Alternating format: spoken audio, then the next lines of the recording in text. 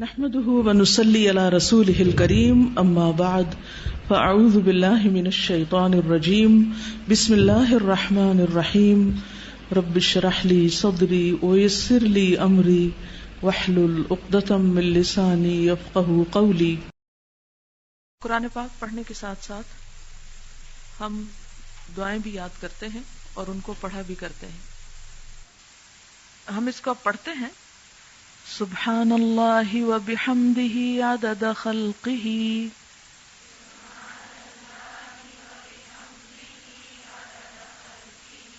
ورضا نفسہ وزنۃ عرشہ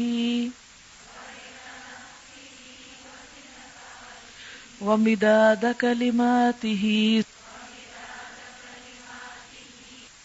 سبحان اللہ، پاک ہے اللہ یا پاکی اللہ کے لیے ہے، وَبِحَمْدِهِ، اور ساتھ اس کی تعریف کے، یعنی اللہ کی پاکی بیان کرتا ہوں اس کی تعریف کے ساتھ۔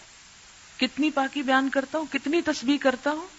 عدد، تعداد، گنتی، خلقہ، اس کی مخلوق کی، یعنی جتنی اس کی مخلوق کی تعداد ہے اتنی دفعہ میں اللہ کی تسبیح کر رہا ہوں۔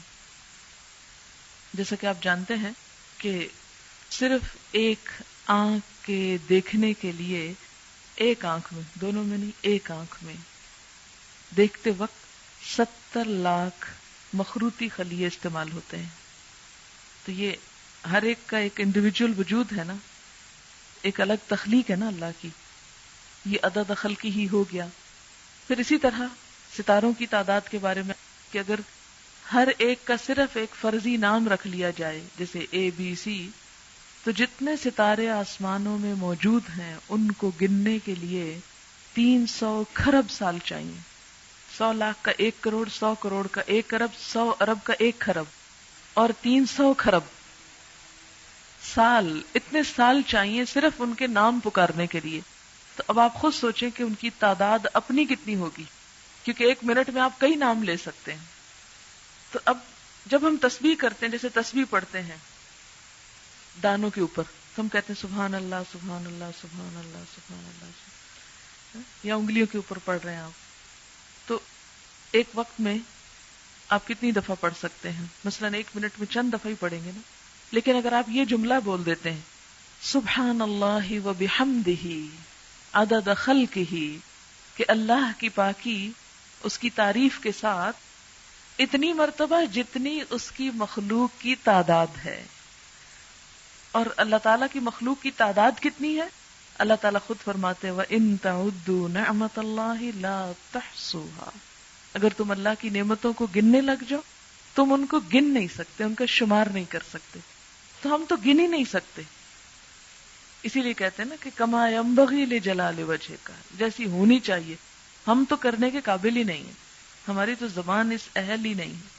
تو اسی لیے عدد خلقہ ورضا نفسہ، رضا کہتے ہیں رضامندی کو، نفس ہی اس کے نفس، یعنی اللہ کی ذات کی رضا کے مطابق، یعنی اتنی تسبیح، اتنی حمد کہ جس سے وہ راضی ہو جائے۔ اب مثلاً آپ 100 مرتبہ کرتے ہیں، 200 مرتبہ کرتے ہیں، ایک تسبیح کرتے ہیں، بعض اوقات لوگ لاکھ دفعہ آیت کریمہ بیٹھ کے کر رہے ہوتے ہیں، تو اب ہمیں تو نہیں پتا کہ اس لاکھ دفعہ سے اللہ تعالیٰ راضی ہوئے ہیں یا نہیں۔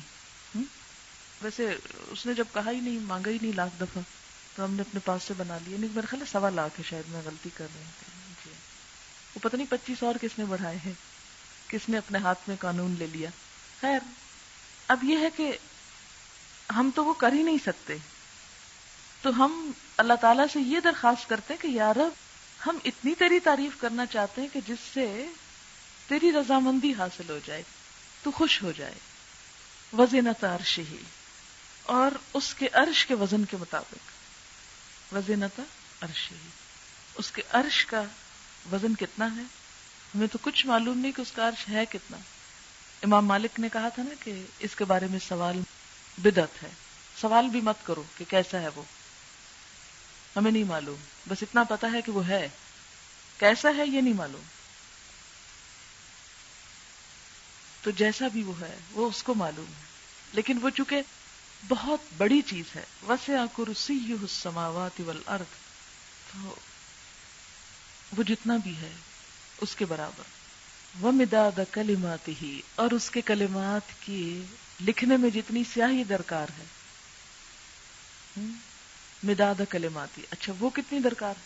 سورۃ الکہف میں آپ پڑھیں گے کہ اللہ تعالیٰ فرماتے ہیں کہ لو کان البحر مدادا لکلمات ربی لنفد البحر قبل ان ينفد کلمات ربی، کہ اگر یہ سارے سمندر سیاہی بن جائیں اور اس سے رب کی باتیں لکھی جانے لگے تو اس سے پہلے کہ رب کی باتیں ختم ہو سمندر کی سیاہی ختم ہو جائے. ایک اور جگہ آتا ہے کہ 7 سمندر اور بھی آپ ڈال لیں اور اس کو سیاہی بنا لیں اور لکھنا شروع کر دیں تو رب کی باتیں ختم نہیں ہو سکتی. تو پھر اس کے لیے کتنی سیاہی چاہیے ہوگی، ہم تو اس کے بارے میں امیجن بھی نہیں کر سکتے. فرمایا جتنی چاہیے وہ مداد کلمات، کہ اس کے کلمات جتنے ہیں ان کو لکھنے کے لیے جتنا وہ مٹیریل چاہیے اس سب کے برابر. سبحان اللہ وبحمدہ عدد خلقہ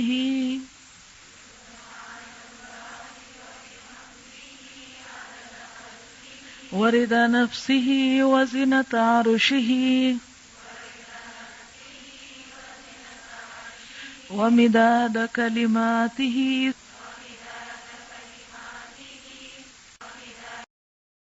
سبحانک اللہم وبحمدک اشہد ان لا الہ الا انت استغفرک واتوب الیک. السلام علیکم ورحمۃ اللہ وبرکاتہ.